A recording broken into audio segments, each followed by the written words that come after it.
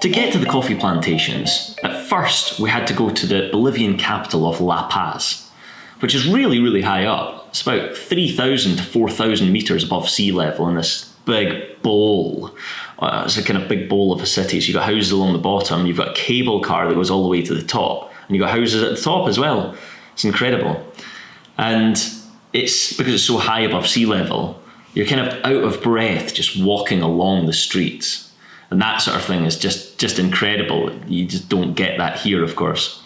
And everybody there's used to it, whereas we weren't. So we'd be walking up a flight of stairs and there'd be a sort of 80-year-old man walking past us, and we'd have to stop halfway, like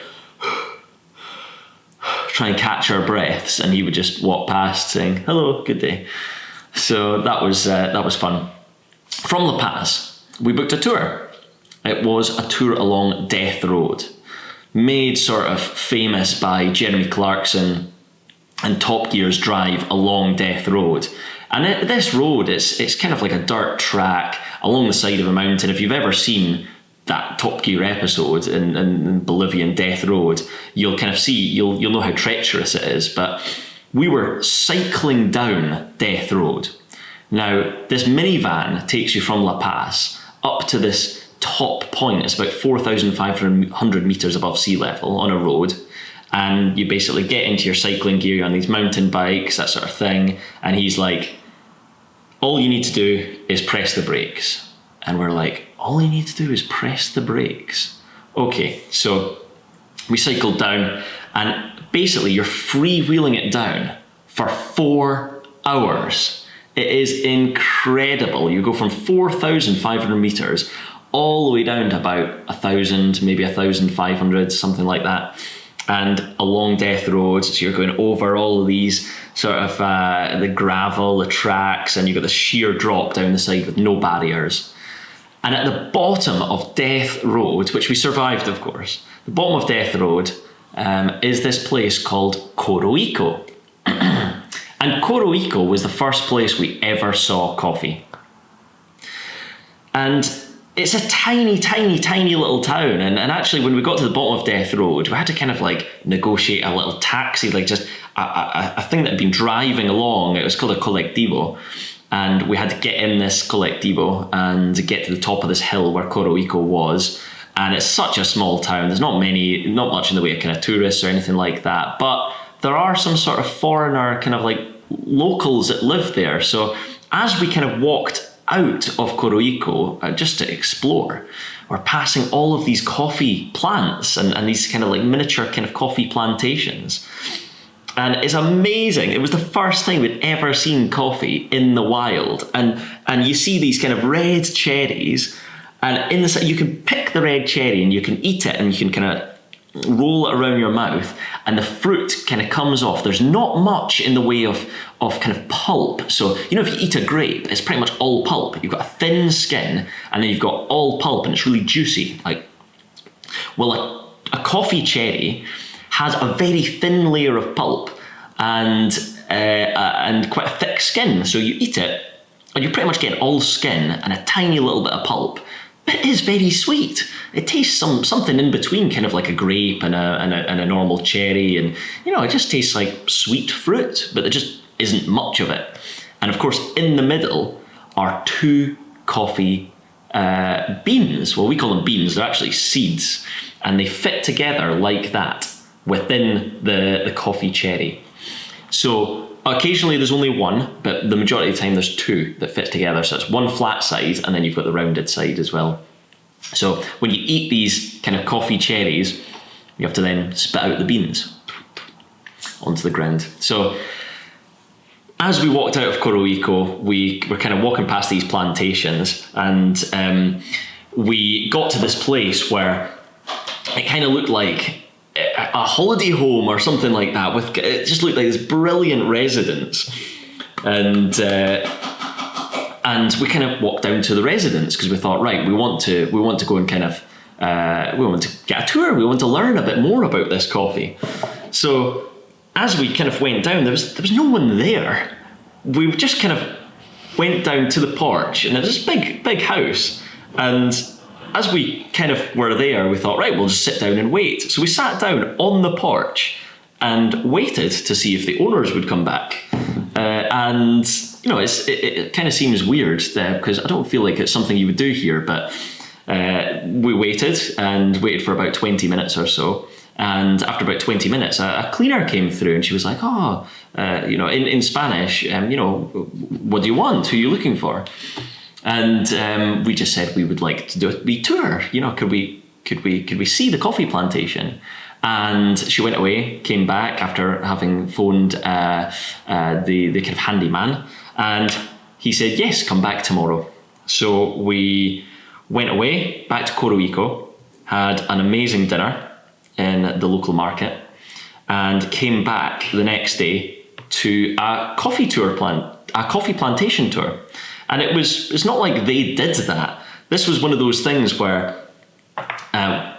it's not a regular occurrence. They don't do that. Like we just wanted to see. So they were like, oh yeah, we'll just take a couple of pounds and you can just kind of like have a look around and we'll show you. We'll kind of teach you about it. So it was super, super interesting. One of the things that struck me when we were walking around was the sheer slope that the coffee plants were growing on. So coffee is a shrub, right? It's a plant. It's not a tree. It's a shrub. And it grows on a really, really steep slope. And the reason for that is irrigation. So when it rains quite a lot in Bolivia, especially around Death Road. It's very tropical. The water rolls down the hill and away from the coffee plant, and it provides nutrients to the coffee plants while not flooding the coffee plants, so they don't die. Now, how the pickers collect the coffee cherries while walking on the slope, and you're carrying kilos and kilos, like 60 kilos on your back, and then you're walking along to then deposit that back at the kind of the washing station. I've no idea how they do that, because that is very, very impressive. And the second thing was a little bit of how organic the whole process was. That was what amazed me. I thought there would be kind of lots of, it would be very, very much a kind of like farming process like here.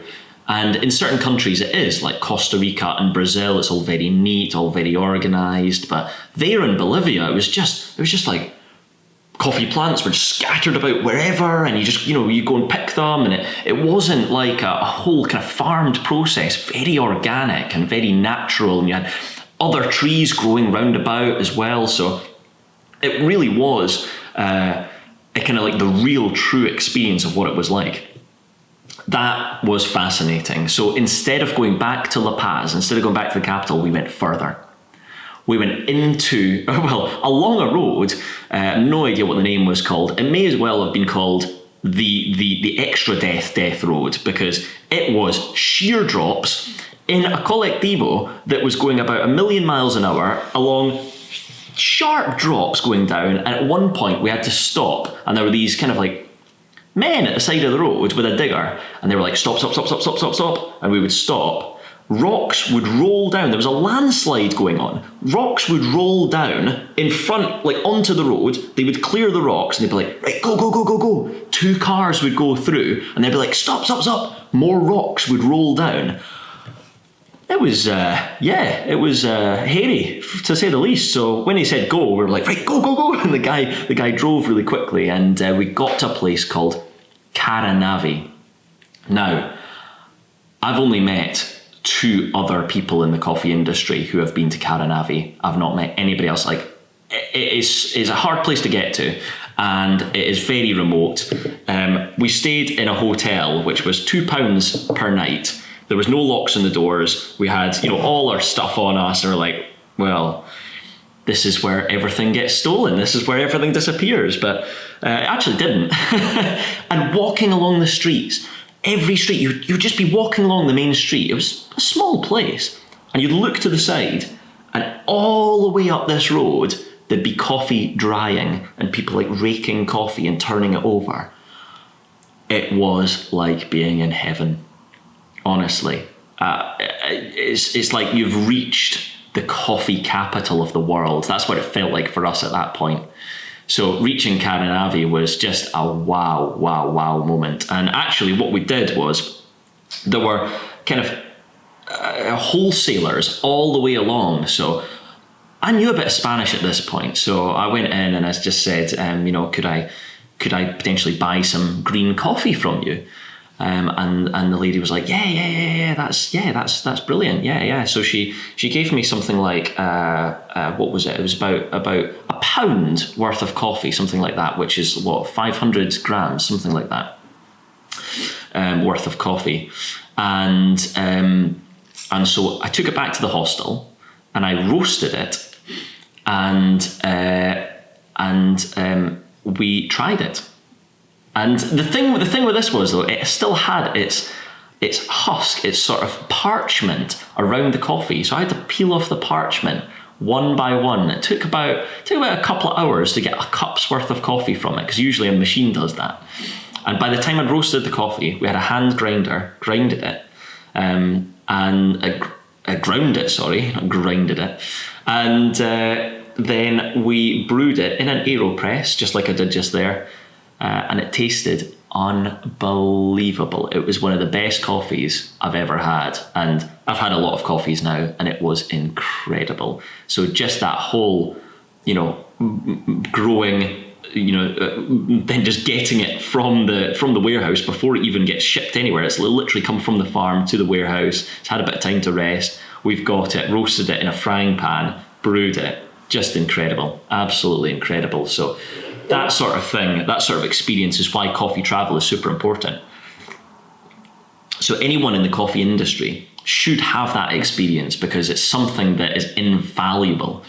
It'll teach you so much about the coffee from the ground up.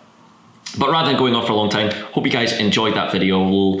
I'll definitely do more about our travels. That was just a little example of the first place we ever visited, which was one of the most special to us. So follow along. I'll do more videos about this. Follow the kind of different places we went to: the Peru, the Ecuador, Colombia, Nicaragua, El Salvador, places like this, and I'll tell you a little bit about how those places were. So I'll catch you on the next video.